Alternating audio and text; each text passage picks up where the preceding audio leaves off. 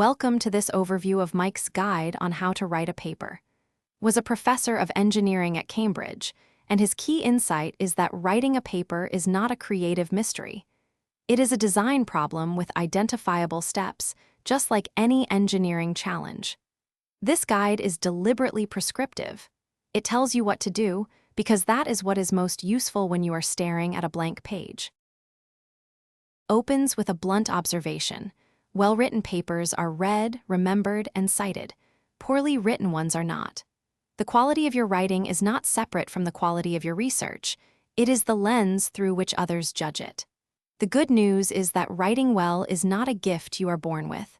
It is a craft, and like any craft, it can be learned through deliberate practice and the right framework. Maps writing onto the 5 stages of engineering design. First, understand the market, your readers. Second, build a concept, a plan for what the paper will say and how. Third, produce the embodiment, the first draft, getting ideas down without worrying about polish. Fourth, work on the detail, grammar, punctuation, and style. Finally, attend to the end product, layout, figure quality, and overall appearance. Each stage builds on the last, and skipping any one of them shows. Before writing a word, ask yourself who will read this. A thesis examiner expects comprehensive coverage, why you did the work, what you found, and where it leads. A journal referee looks for novelty, rigor, and clear separation of your contribution from prior work. A funding agency reads for strategic fit with their priorities. A popular audience needs style above everything else. These are fundamentally different documents, and writing the same paper for all audiences is the most common mistake researchers make. When you cannot write, says, it is because you have not decided what you want to say. The concept sheet is his solution, a large sheet of paper, landscape orientation, with the paper's tentative title at the top and section headings in boxes below. You add ideas, references, and figure sketches as bubbles around each box, connected by arrows. The process is deliberately messy and nonlinear. That freedom is exactly what allows you to think across the whole paper at once. This sheet becomes your roadmap. Shows his own concept sheet, the actual one he created while writing this guide. It is a mess of boxes, bubbles, and arrows. Some structure was pre-planned. Most emerged during the hour he spent with the sheet. He kept adding to it as he drafted each section. The lesson is not that concept sheets look clean and professional.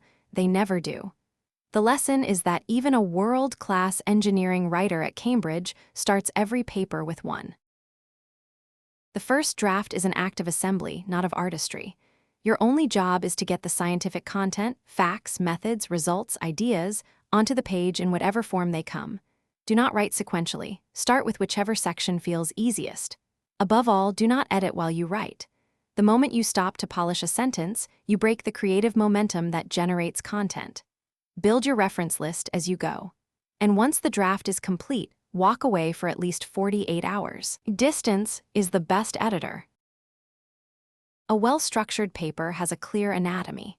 The abstract, ideally under 100 words, tells the reader whether to read on, suggests writing it as if you're paying 10 pence per word. The introduction states the problem, reviews the field, and declares your novelty. Method, results, and discussion must be kept firmly apart. Mixing them confuses the reader and signals poor thinking. Conclusions summarize the advances in knowledge the paper delivers, not what the abstract already said. Appendices are for essential but flow-disrupting material, never a dumping ground.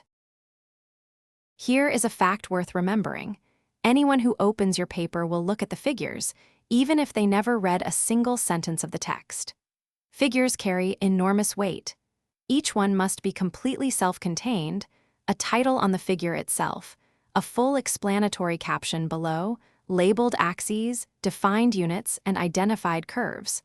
They must remain legible when reduced to journal column width. The standard to aim for: a good figure gets reproduced and cited by others without them even asking. That, says, is the compliment. Grammar is not about following rules for their own sake, it is about navigation. Grammar tells the reader the function of each word and how it relates to the others. When grammar breaks down, the reader has to reread, guess, or give up. 2 distinctions matter most. First, That clauses restrict the noun they qualify, which clauses add new information.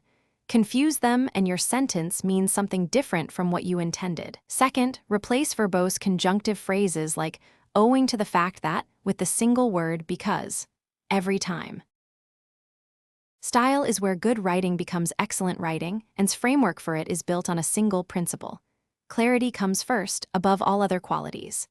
The practical tools are economy, cutting every word that does not carry weight, and structure, which comes from the concept sheet.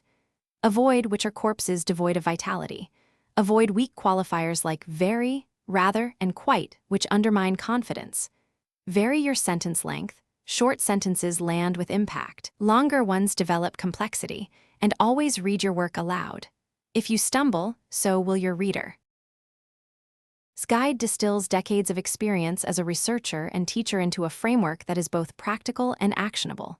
Treat every writing task as a design problem.